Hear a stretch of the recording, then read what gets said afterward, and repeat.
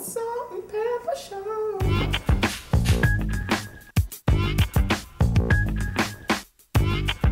No le la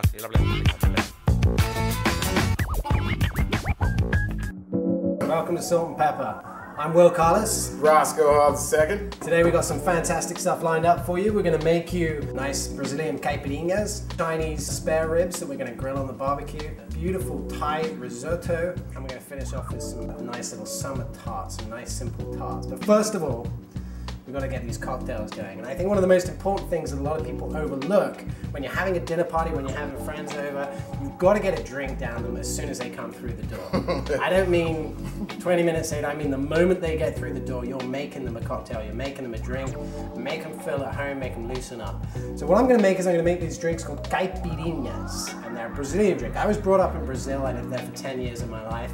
And I was pretty much brought up by parents who were drunk on caipirinhas. My parents liked to make these by the jugful, and then they'd serve them out to their friends and yeah, have a jolly good time.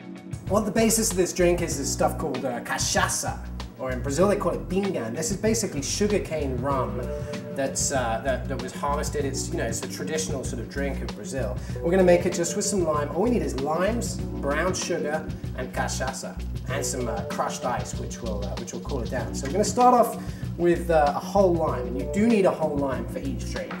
Next thing we're going to do, we're going to just chop the little nubs off the side of this lime, and then we're going to cut it in half lengthways, and then we're going to take each one of these halves and we're going to quarter it up straight down the middle, and then either side. We're going to do this for each one of these limes. There we go. And now we're going to cube it, so we're just going to run halfway down each one of these segments like this. Now you've got your whole lime cubed up, and you're going to put it into this glass. So now we're going to add to each one of these a spoonful of sugar. This is brown sugar. You can use Demerara sugar. This is some beautiful organic brown sugar. We're going to put 1 tablespoon in each of those. Next thing, you need a muddler. Now this is a sort of professional nice muddler. You can just use the back of a spoon. You can use the back of a big bread knife or something like that. I've done it with it. I used to use the back of my bread knife until I bought one of these, but these are well worth investing in if you drink as many of these as we do. So, okay. Now you're going to muddle this in. So what you're going to do is you're going to basically just mash all of this together. Muddling is a sort of bartending term for basically mashing. So you're going to get that all in the bottom of the glass, and we're going to make this beautiful sugary sort of syrup at the bottom of this glass. Same with this guy here. Now we're going to need some crushed ice next, Roscoe. You want to grab that out of the freezer? Thank you. So here, we'll put some of this crushed ice in each one of these. Pack it in there.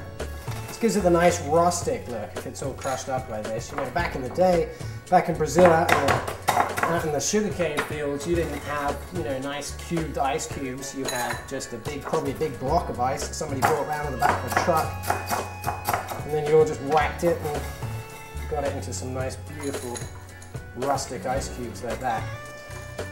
Fill each one of those, and then the most important thing, the main event. Let's get that rum going. Roscoe, you want to do that? Top it off. Stick it in right the way in now. Don't be shy. This needs to be right up to the top of the glass. All the way up to the top. All the way up to the top. There's a lot of ice in there, so you're probably putting about 4 shots in there, which is why you don't give people more than 1. Yeah, that's perfect. Now, the essential thing with this drink, you have to have straws. You can't make this drink without straws. If you try to sip that, you're basically just sipping cold rum, and it's harsh. You need that syrup at the bottom there. So you want to get these straws, and you want to put the straws right down in the bottom of the drink, and you've got to warn your guests, they've got to keep those straws in the bottom of the drink, and then they want to sip that up through the syrup there at the bottom, and sip it up nicely through that syrup, and you'll get the rum, and you'll mix it up with that beautiful brown sugar and that syrup, and it'll be absolutely fantastic. It comes with a warning. It comes with a warning. It comes with several warnings, really, but that's how to make a beautiful Brazilian caipirinha. Cheers. Cheers, brother. All right. This is my mum. She's sitting in England, thousands of miles away, on the south coast of England. What time is it there, Mum? It's 6:30 in the evening. 6:30 in the evening. Have you got a caipirinha? Caipirinha time. It is caipirinha time. Well, I have one. I've got one in front of me. Why don't you? Well, I've got the limes. I have the limes ready, but I'm afraid I haven't had time to make it yet. Okay, fair enough.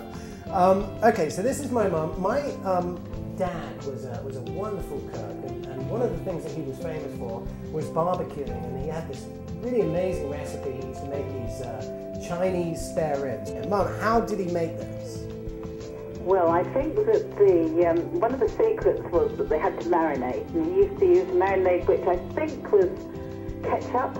Yep. You call it ketchup in America? Yep. Yes, Catsup. ketchup.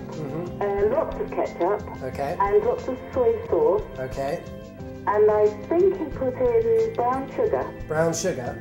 A lot of brown sugar. It must have been a lot because they were sort of sweet, weren't they, and tangy. They were sweet, but I think that it was very sticky consistency. So there was quite a lot of soy sauce in there, and quite a lot of ketchup, and then lots and lots of brown sugar that he mixed in. We got some pork ribs. That's what he used to use, yeah? Pork He used spare pork ribs. yes. And they had to be reasonably fatty. Okay. Roscoe, our ribs fatty? Yes. I don't mean our ribs, but the ribs that we have in the fridge. Yes. Okay. Do we have ketchup? Yes. Do we have soy sauce? Check. Do we have brown sugar? Oh, you know it. Do we have Baileys?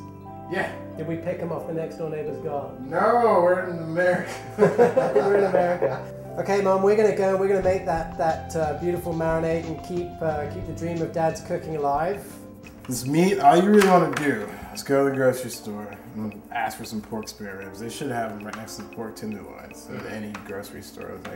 They're not that expensive either. Totally, you can go gourmet and get some nice ones.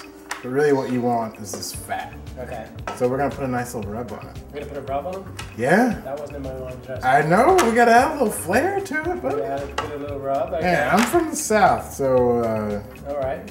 we rub our meat. All right, fair enough. We couldn't get any fresh bay leaves, could we? So we've got these dried ones here, and I understand you want to use these in the rub. Yeah. Okay. So that add a little bit of color, but also get that wonderful kind of Savory savory flavor. flavor to it. Okay. I'm gonna cool. use salt, pepper, garlic, Salt and pepper. and bay leaves. Perfect. Salt and pepper. Okay. What's this garlic for?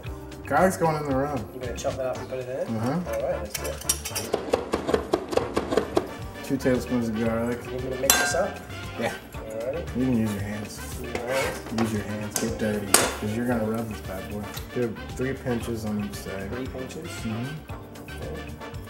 That. When you say a rub, you're just gonna rub it into the meat. Yeah. Yeah. You ready to do that? Yeah. All right. Let's get that working into this meat. So you want to just sort of push it into the meat and just kind of get all those flavors rubbing into it. Yeah. Fair enough. Flip it around. Flip it over. Do the same the other side. Okay. Now we're gonna go ahead and score it, cut it up. Great While sandwiches. you do that, I'm going to start making this marinade then. Yeah? Okay. Now you don't ever measure anything, do you? You just sort of see it by heart. Okay. Because I guess every piece of meat's different. And, you know. Okay, but we're going to put, for the sake of just so that people know how much that we want to put in there. What do we say about sort of 3 or 4 cups? We reckon for this much meat. Yeah. Does that sound about right? Exactly. Okay, so let's get this out. How much of this soy sauce? Probably about half cup. About half a cup. Super salty, and you got enough salt from the pork and from the rub. From the rub. Does that look about right? More than that? You need a one more splash. One more splash. Damn! Yes. There we go. Perfect. All right, brown sugar. What's that brown sugar from earlier on? Do you remember your dad's recipe being sweet? It was really sweet, and the thing was that it really caramelized. It really caramelized, so we want this. I mean, I know that this sugar will do that, but we want to just make sure that we have plenty in this marinade, so that really, the whole idea is that it kind of congeals on there.